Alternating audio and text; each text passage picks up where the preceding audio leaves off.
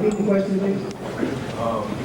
In the Yaanuwn Nation War Constitution, He stated that should a member of the UNNM stand trial and present our Constitution, that we must stay within it from the first statute to the last, so that we don't get trapped in this. But at what point, if you are innocent, which you stand trial for anyway, do you present that if they're not an Article 3 judge, they can't try you? Let me give you some examples. That's how the system works. The first example is the way the system is set up is an illusion. That's the first thing you got to realize as a moral. They separate, like we said last week, they separate religion from the state. They'll tell you quick, we separate religion from the state. And then you go into court, and they'll tell you to put your hand on the Bible. And it says, in God we trust. Now they've already confessed to you that either you are religious or you are statesman. So if they introduce to you a Bible in court, and it says, in God we trust, and they make you swear to tell the whole truth and nothing but the truth, so help you God, then when you're in court, are you in a part of this government that is state, or are you in a part of this government that is religious? What is that? Religious, of course, insofar as they present you with a Bible and not a Constitution. I've never been to a court in my life where they make people put their hand on the Constitution and swear by the constitutional laws to abide by the countries, though they will go into the Constitution and use amendments like the Fifth for you to entrap yourself, because if they ask you to plead the Fifth, which means you have the right to remain silent, right? That they'll tell you is already a stage of admittance of guilt. You follow what I'm saying? Once you say, I have the right to remain silent because I don't want to incriminate myself, you just incriminated yourself. Because that's like saying, if I didn't do it, I would just say, no, I didn't do it. So if you say, did you do it? I go, you know, your mother said, you know, yo boy, did you take the chicken out of the look, I had saved for dinner, you go, right? You say, I'm going to ask you one more time. Did you take the chicken out of the refrigerator that I had set up for dinner tonight? You go, shortly coming is usually a left hook, a right hook, or something. So when you step into that system, I'm going to get around to what I'm talking about too. When you step into that system, what I'm trying to open my people up to is the reality that you've been lied to from the beginning. But in order for them to have a fail-safe for themselves, they've made rules and regulation and laws. The difference between a rule is there's always the exception to the rule. But there's no one that's an exception to the law, they'll say. So now, one of the rules is that if you are mentally impaired, then you can commit murder. That's a rule. That's not a law. The law says if you commit murder and you're found guilty, you should either be given either life in prison or, according to them, have your life taken. That's the law. That's what they'll find in the law books, because they'll tell you under whether it's murder 1, murder 2, or murder 3, or manslaughter. They'll have a whole bunch of statutes, and then they'll tell you what the minimum and the maximum is for murder. That's the law. But then the rule says that if we send you to a court-appointed psychiatrist or analyst, and he comes to the conclusion that you was abused when you was a kid, you follow? Like Tim McVeigh they're trying to do now. You know, he's abused when he was a kid, then he has mental problems, and this is why he went off and blew up the building. So, insofar as he is not responsible or premeditating the murder, I mean, we can kill him, that wouldn't be right. We'll put him into a mental Sheraton hotel for 10 years under therapy, and he's allowed to have visitation with his wife. They're allowed to get married if they're not married, have sexual intercourses while in jail, get leaves of absence from jail. You see what I'm saying? Now, that rule does not apply to you when you walk in court. They don't have that problem when it comes to ethnic people. They only have that problem when it comes to Jeffrey Dahmer, who admitted to his murders and still wasn't sentenced to murder. But a brother can be accused of murder, like in Philadelphia right now, and he's on death row. You follow? Because the psychiatrist said, as far as we're concerned, we don't think that he's crazy. But in the case of Jeffrey Dahmer, they said, well, as far as we're concerned, we think that he's crazy. Now, according to the Bible, which, this is the Bible, right? Yeah. According to the Bible here,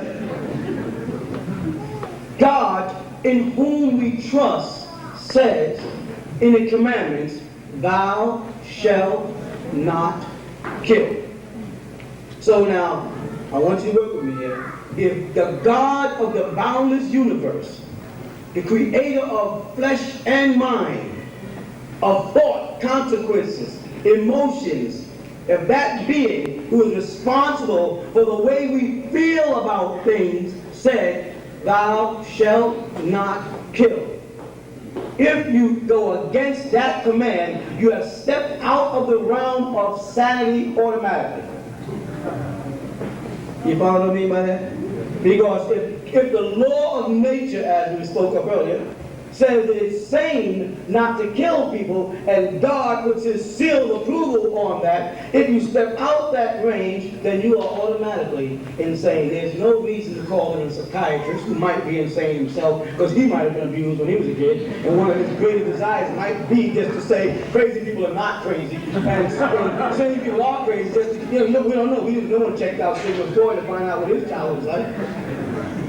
But if God has confirmed that it's a sin to kill, and then what would that make every man or woman that kills?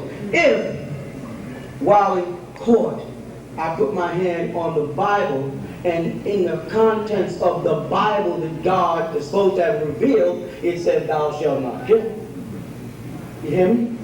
And therefore, no man that walks through court that kills, or no woman, is considered sane. You must be insane in order to kill, because God said, do not kill. And you must be insane not to obey God who created you. You follow? But with rules, you can become an exception. Thus, Jeffrey Dahmer became the exception to the rule, but God and Mother Nature working together had him killed in jail anyway. Because God said, thou shalt not kill. You understand what I'm trying to say?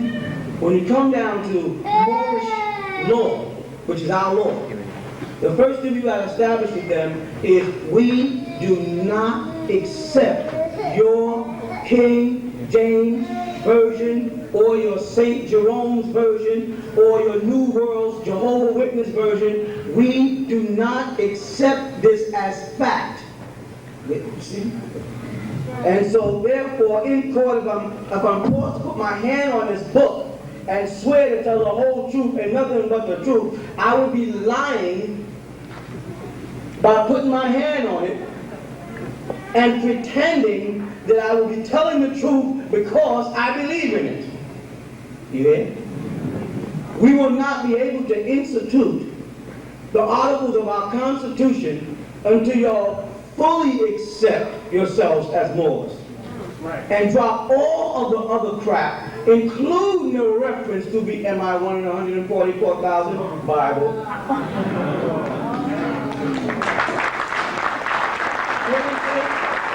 cannot expect to go up against a system of evil, and it is evil, while you're holding the tool of evil in your hand.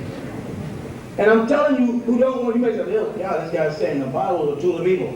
I'm saying the Bible has been used as a tool of evil. They use justification laws to abuse us while they hold up the Bible. The KKK does not burn crescents, they burn crosses. For some reason, somehow, the Christian world, and I'm talking about the ethnic Christian world, has overlooked the cross on the lawn for the white good. And they're saying they should be addressing the fact that the KKK is a Christian denomination. You with that? That should be up in front of the law instead of guys in white hoods who ride through our neighborhoods terrorizing us. We're missing the issue.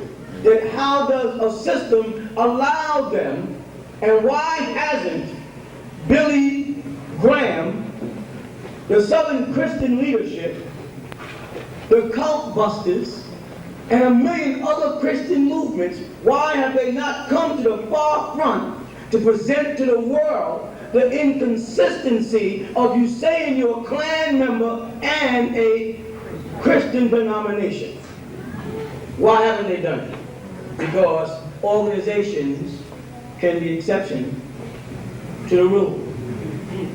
So they're allowed as long as they pledge to their constitution. And you know, believe it or not, the KK have their own constitution. They have their own law. They have a holy book called the Quran that they read. They have their own president. They have their own chiefs, their own imperial grand wizards, and own imperial. They have a whole government set up, and they have become immune. And the only time that the system can bother them is when they violate the laws of the system. As long as they stay within the rules of the system, they cannot touch them. And this is why they have been able to exist. And the same thing applies to the Nation of Islam. Elijah Muhammad was a wise man. He knew how to work with the rules and regulations. My brother Farrakhan doesn't have that knowledge. He was busy spending time talking about white man, white devil, black devil. He got caught up on a whole bunch of stuff, and he missed the Nation of Islam strategy. You with me? When we go to present to them, if you have a trial before you, and you want to pull out a third article judge, what you're going to see come in is a judge in cowboy boots and a cowboy hat. Sound familiar? Did y'all notice on television? In both the bombings in Oklahoma, both of the judges that they selected, they ignored all the Oklahoma magistrates and they brought in a cowboy. Did you notice it? He had to come across the country out of Texas because Texas is a separate and has never, ever been registered as a state. And that's what them fools who took that oath against the United States of Texas about 6 months ago was trying to point out. They crushed it so quick because they were pointing out that Texas never was a part of the United States. And the judges they pull in, the third article judges, come as cowboys out of Texas, another state. You know why? Because they're dealing with you as if you are a foreigner. Now we have two approaches here. One is, we are indigenous people of this land. We predate everybody else. And then we have descendants as Moors that came over here on their own. And then we have descendants who were kidnapped and brought over here as slaves from Africa. And we have to make up our minds which one of those paths for the legal system are we going to stay on. Are we going to continue to say that I'm an African and therefore practice dumbass Islam and Christianity and Judaism and fall under religious law? Did you notice that the Sheikh Abdul Rahman from Egypt is not an American citizen, but he's tried in America and he's having a religious war called jihad? How was a religious man tried in America in a non-religious? If the state is separate from religion, how can you try a foreign religious clergy in a state system? Again, I repeat, because the courts are a religious system. There's in-state and out-of-state. The Federal Reserve is not a part of the United States. 90% of your churches, take one, the Catholic Church. The Catholic Church is a diocese out of the Vatican. The Vatican is a city inside Italy that has its own laws. It's a separate city. It's immune. You with me? They have immunity like that constitution you have in your hand. The Pope has set up immunity. So inside Italy, if you know, the Vatican is a separate country with its own money, with its own passports, and with its own laws. And then it charters out to other countries. So the mafia had sanctuary in the Catholic Church. And this is why you say, how was they able to get away? How could Al Capone get away with all that stuff? Well, they showed you in the Godfather movie that all the meetings were held in the Vatican with the cardinals and the monsignors. They broke away totally from the American system. And they were the Roman Catholic Church. Is this Rome we live in? No. You understand me? You with me? The Jew did the exact same thing. Where did he make his capital? Israel. How did he make it a capital? He came here to the United States and petitioned and got a charter way back in 1945, 44 actually. You follow that? And set up the state of Israel. Not the country of Israel, not the town of Israel, but the state of Israel. The state of existence has nothing to do with the root or indigenous people. You can set a state of existence anywhere. You can come into my house and status quo have it, live in a room, and consider it yours. That's the state of living you're in. That's not a reality. I'm telling you, the words that come out their mouth is the trickery, the trap, the way they select the terminology, the nomenclature they say, that they feed you, that is the game. And when you start deciphering that, you got them whipped. When they start talking, you hear them words, and your illiteracy will help you. Because literate people have a hard time breaking away from his definitions. Need I say that again? Literate people have a hard time breaking away from his definitions. They can't hear it. So they'll take a situation and just alter the meaning of it according to what point they're trying to make. For instance, herein lies the truth. Listen to it one more time. You gotta hear it now. Herein lies the truth. Did you catch it? And then you're using that every day. I'm going down the block to get him. I'm going down the block to get him. What does that mean? I can say that with a gun in my hand on a paycheck. And both will apply in this bastard language. I'm going down the block to get him. No, I'm going down the block to collect him. I'm going to collect her. I'm going to collect my things. I'm not going to get my things. So I'm not going to go far, but I just got to keep on cracking little, you understand, inside. As long as we identify with stuff like this, you will never be able to demand a third article judge. Because you have to step out of the religious, now get the whole sentence, you got to step out of the religious state of things and tell them, I do not believe anything you have to say about me. A group of you guys got over here and said, let's talk about history. Hear it?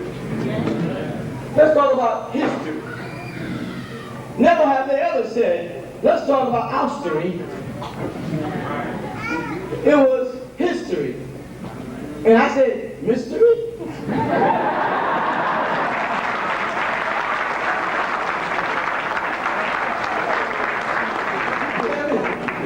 Because that's what oustery was to us, a mystery. We're the only ones that don't even know oustery. He talking about us, history. We say mystery. Because he switched the language. No, he says, mystery. Your story is my story. And we never ask the question, how, why, and when. I grabbed this book here, and I opened it to Genesis chapter 1, and I got to the name Adam, most of you would have an idea who I'm talking about. Right? If you was a Muslim, you would understand Adam. If you was a Jew or Hebrew or Israelite, Hebrew or the likes, you would understand Adam. And if you was a Hindu, you would have heard of Adam. Or Buddhist, you would have heard of Adam. And this is very prominent. But the people who should have heard of Adam haven't heard of Adam. The Muslim, the Christian, and the Jew, the Rastafarian and etc. Israelite, when you say to them, tell me something about Adam, they say, well, according to the Bible, in Genesis, all beloved, benevolent God said, I'm going to create Adam. And you say, can y'all agree with that? You say, oh, okay. Where? Say, huh? Where did he create Adam? Where? Exactly where? Well, somewhere in the east, in the holy city area. Where? In the garden. Where was the garden? Huh? Where? The garden. In here. Garden of Eden. I'm looking right at here. Garden of Eden. Where was it? Exactly. Where? Imam, Rabbi, Kohen, Clown. You know, where exactly is this garden of Eden or in Eden that we were created in? Exactly where? And by the way, when? While you're on where, could you please tell us when it took place? Well, around. What is around? I'll tell you what, you know the game of around is? The clocks. They draw clocks in circles, and they put hands and numbers, and give you the impression that time is going around when it's not.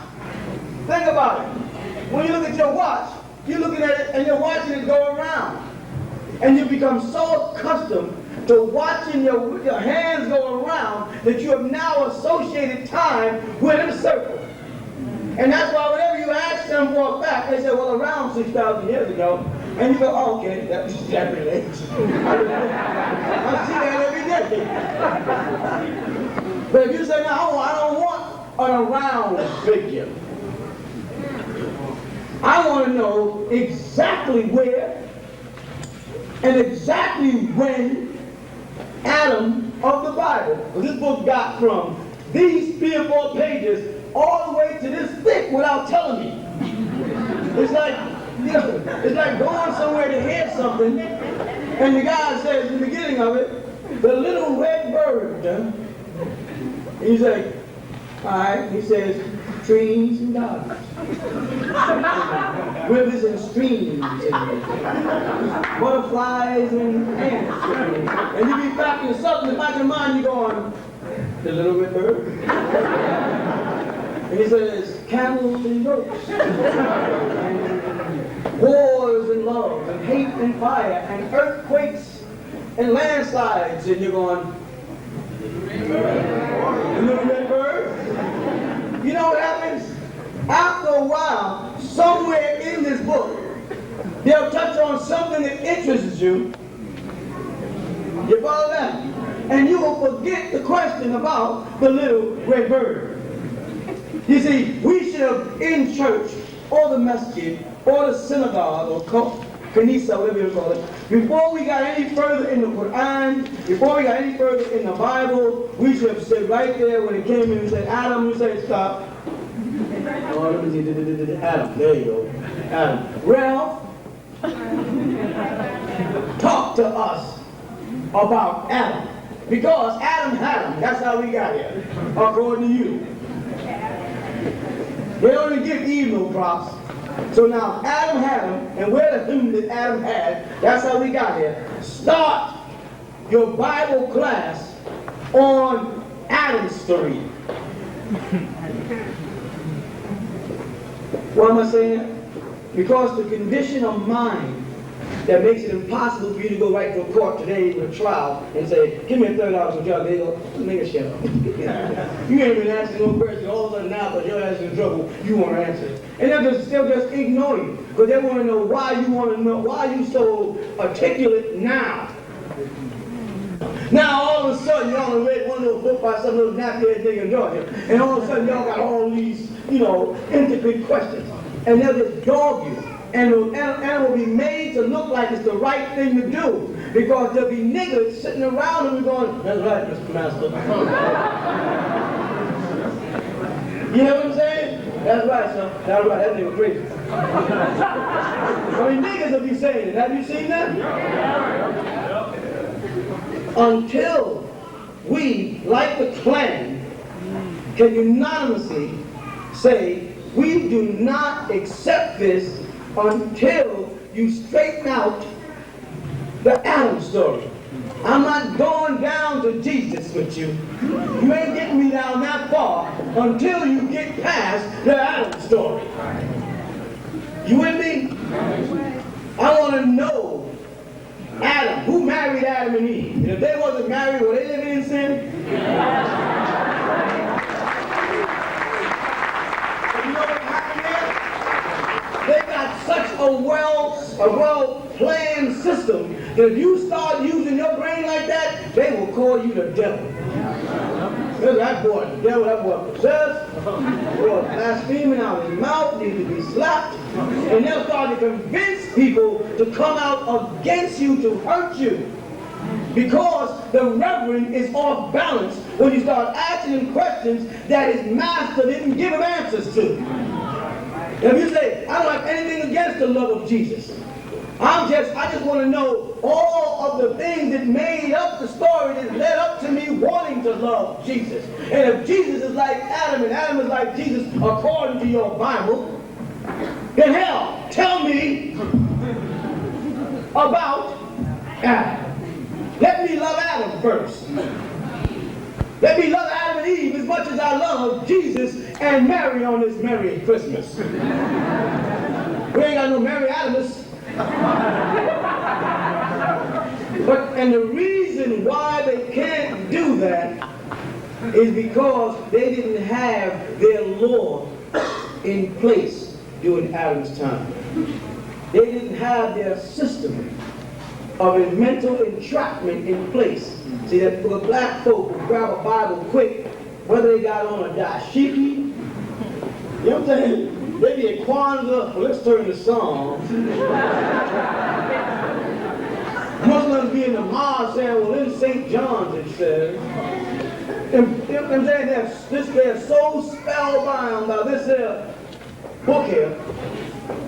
And when you say to one of them, well, Rev, and I've done it many times, Rev, this book says, y'all see what it says right there? What's it say? The what? The Hebrew, Greek, key. I said, Rev, do you know Hebrew? They go, well, I dabbled a little. I didn't ask you about no round. I asked you, do you know Hebrew? No. Do you know Greek? No. So how do I know you know what you're saying with my soul? What do you become? Devil. A blasphemer. I came down to Georgia with some questions that Nubians should want to ask people, and I'm a bad man. I went before the Nation of Islam with some questions because the books were there and the lesson was there, and I said, okay. All right, there's a 1 to 20, sounds nice. You know, Yaanuwn grabbed the devil. I mean, if it's true, I love it. If it's true, I love it. If it's true, I love it. If it is true, I love it. But if it is not true, it got to go.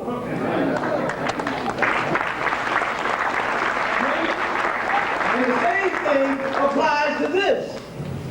If this is true, then I love it and we need it. You with me? But if it's not true, I don't give a damn how long it's been around. 2,000 years, 10,000 years. If it's not the daggone truth, then it got to go. And my question is to any Christian or any Muslim or any Hebrew, is it the true word of God? And if they say yes, I know by the word God, they don't know this. Because ain't nobody named God in here. Not in the Hebrew and the Greek. So you say you worship God, believe you me, they have already got you off your guard.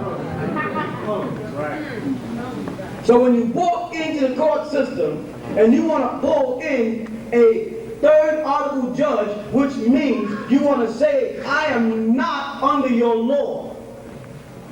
If I let you say, do you have a Social Security card? Do you? Why did you get it? You had it when you was born? And that implies what? Hello? Do you have a driver's license? Huh? Why did you get a driver's license when the Constitution says they do not have the right to restrict your traveling about? And when they voted, there were no Chevrolets. Why do you have a driver's license? Because he said, come to me to get the approval to move about. In opposition or in contradiction to the Constitution, it says to him, or you have the right to bear arms. Does it say that in the Constitution, yes or no? Then how did they get a Brady law here? Who's the Brady law for? Say it again. Say it again. That's right. Brady needed it too. If y'all know what Brady is, these laws do not pertain to you. You do not fall under the Brady law because Native Americans and Moors were not allowed to carry guns.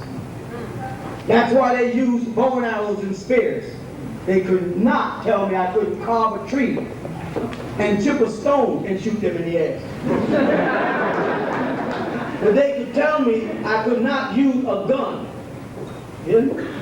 They created laws for themselves, and you believe you accept it as one of them so much, every time they make a new law, you be saying, whoa, boy, it's getting difficult for us. That's the same thing as, Master, are you all right?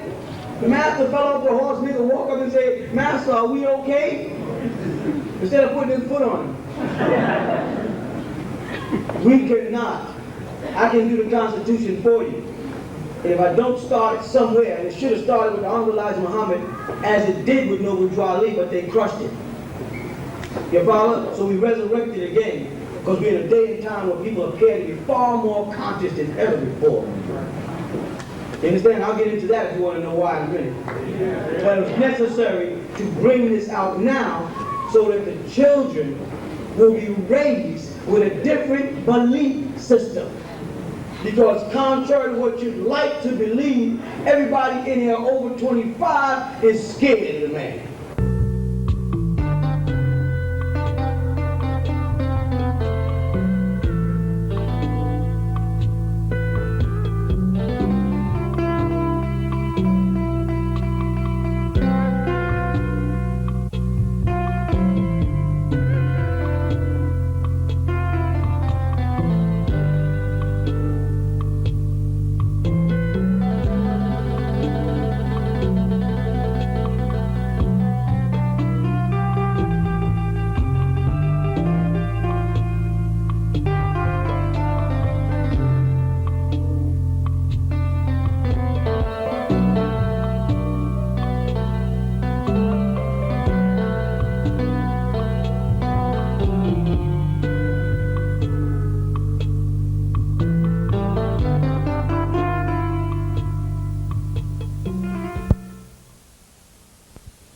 I'm not a religious man. Not that I wasn't a religious man.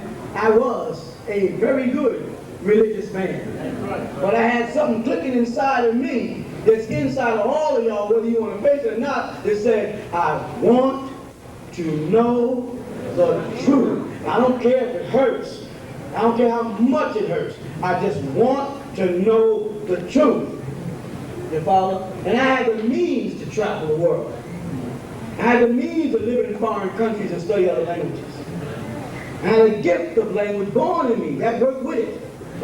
And I went to Egypt and stayed there.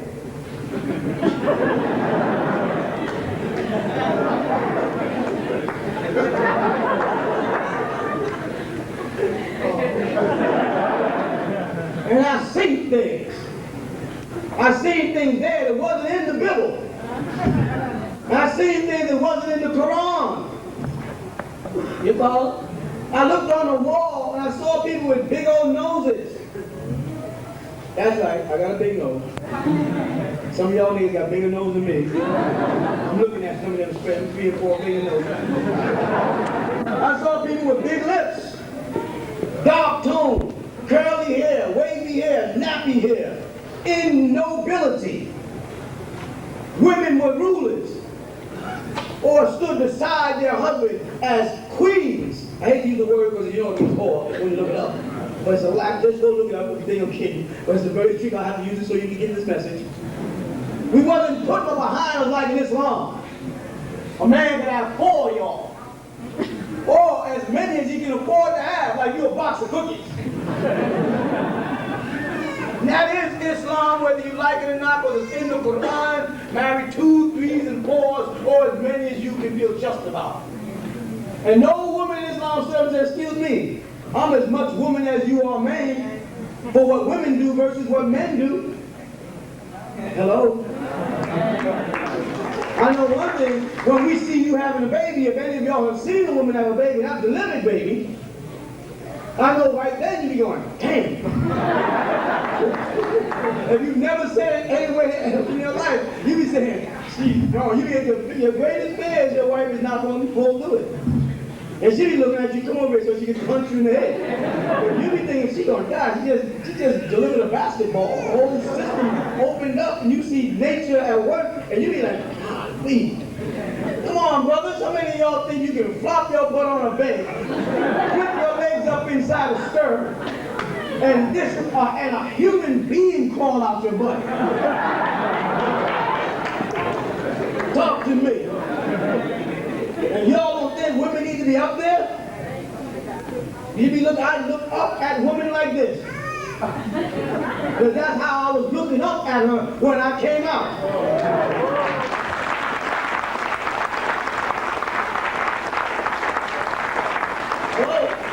But religion restricts that intelligence. Mary gets second seat to Jesus. Fatima and Khadijah get second seat to Muhammad. You don't even hear about Moses' sister other than she was mad because Moses married a Cushite. And Moses was a Cushite, an Egyptian. Women have been beat down with this. Yet more women are loyal to it than men. More women fill the churches and the mosques than men. But this book beats them down, takes away their divinity. All I want to know, is it true? If it's true, then it's true. But if it's not true, then no. And we're in a day and time where we don't get fair treatment. We don't get equal rights. So all you want to know is this a fact or not? Because if I can't get it in a civil system, then let me go blind myself and get into a religious system. Let me go become a Muslim and La ilaha illallah Muhammadur Rasulullah and sit around the la and pretend stuff is not happening around me. Pretend they didn't go into the Valley of the Kings last week and open up a new tomb of the children of guess. Tell me where we're at right now. Talk to me. Now all of a sudden, the devil has just last week opened a new tomb. You heard about it? 100 yards away from Ramesses and has revealed the tomb of all of Ramesses' sons. Because we're talking about Ramesses. Archaeologists have uncovered an enormous tomb in the Valley of the Kings in Upper Egypt. It is dim and damp and cramped with rubble, yet regal. This is the royal resting place for 50 years. Whether the Exodus story is true or not, KV5 more clearly than ever led to Ramses and his sons. One of Egypt's mightiest pharaohs, Ramses II, became widely known as Ramses the Great.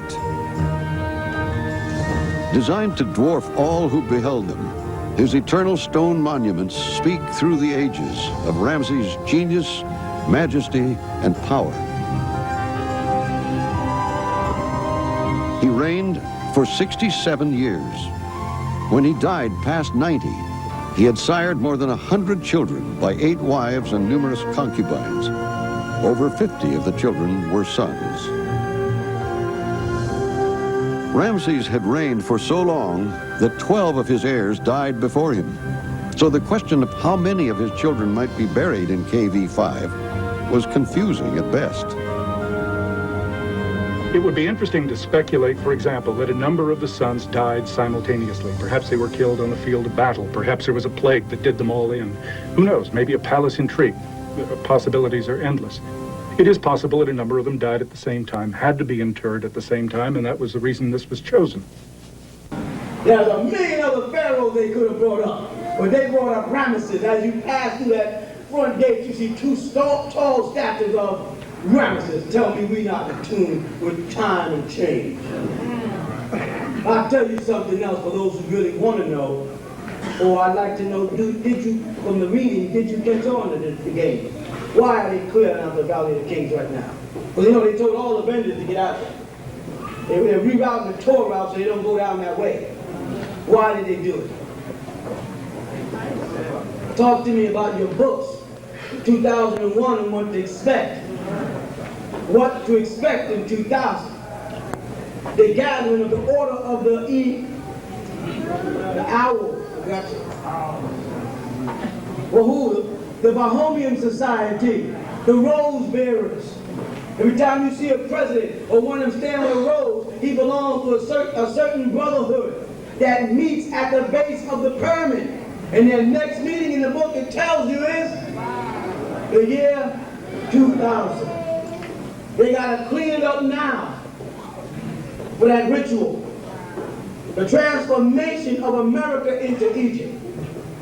Did you know that's taking place? No. Do you know that alignment is in tune with transformation of the continent shifting?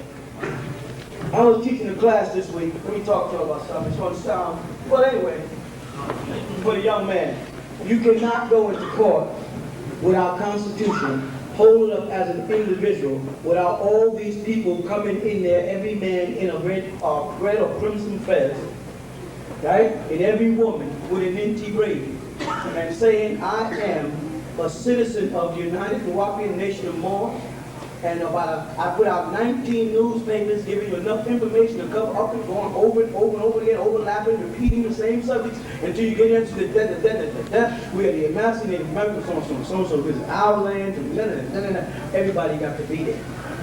Otherwise, they will laugh even though they know it's true. They'll laugh in your face and say, get that crap out of here. But we've had people who called us, who took their Constitution to court and flaunted it and got away. The judge happened to be one of those people who's honest. They do exist. But if you go by yourself because you got in trouble, they will want to know, first of all, did you get in trouble before you joined the United Nuwapian Nation of Moors or after? And either way, you're trapped. If you say I got in trouble before, they'll say you only joined it so you can use their Constitution to get out of trouble. If you say after, they say, well, according to their family guidebook, you're not supposed to commit any crime. Now, if you were living by the family guidebook, you wouldn't commit no crime, you wouldn't even have to flaunt your. But if you didn't, then you violated. See, that's the thing. You have to create the law, and you can't be an exception to the law. So it won't mean anything until the nation is set up. You follow that? And everybody in the nation says, we are United Nuwapian, we are the United Nuwapian Nation of Moors. We can prove our heritage. We can show you who we are. We have documents. We have treaties written by George Washington himself. We had our own president here first. Did you read about that one? Yeah. We had a black president in this country before y'all, not of that, 16, before y'all had a white president. Put your head on that fast. That's the cherry tree that George Washington chopped down. And said he never told a lie. That's the cherry tree sitting on your head. That's the cherry. The feds. You got it off your head. Because in the laws you read in the newspaper where it told you about those who wear a red fez, Those who wear a crimson fez, the more, the blacker more, it told you your direction and how to fight in the paper. I can't go in the court and fight for you. All you people have to make up your mind that this is a reality. You with me? And that Islam, Christianity, and Judaism all have to go. Because we cannot prove them. You with me? The Jews are demanding reparation because they're proving that there was a Holocaust and that they suffered in it. And they're taking it to the international, not are taking it, and they have taken it to the international courts and have proved it. And the whole world is bearing witness to it. You with me? But hell, if Minister Farrakhan is talking about some Yaanuwn grafted crap and a tribe called Shabazz, you hear me? And some Christian ministers telling us in Christ is our salvation, and the Hebrew Israelites is going to Panama and the Caribbean and naming them the 12 tribes of Israel. And the Sunni Muslims are thinking that they're part of Islam of 1400 years ago with no proof. We cannot take invalid documents to the international courts and use them to defend our rights or liberate ourselves, and we can't even prove they're authentic. That's the question I put before the Muslim world while we, as Ansars, were holding up a Quran. What was the question? Can you give us or show us the original Quran? That's all. And as Muslims devoted, we have a right to it. And if you tell me that it's in a sacred chamber somewhere where only certain men can go see it, you can kiss my black butt. Because you're talking about my soul. You're talking about heaven and hell, as you say, in Judgment Day. So if there is a real Quran somewhere, this nigga wants to see it. And if you can't produce the original Quran, not the original copy of the Quran, if you can't produce the original Quran, then you and Islam have got to go.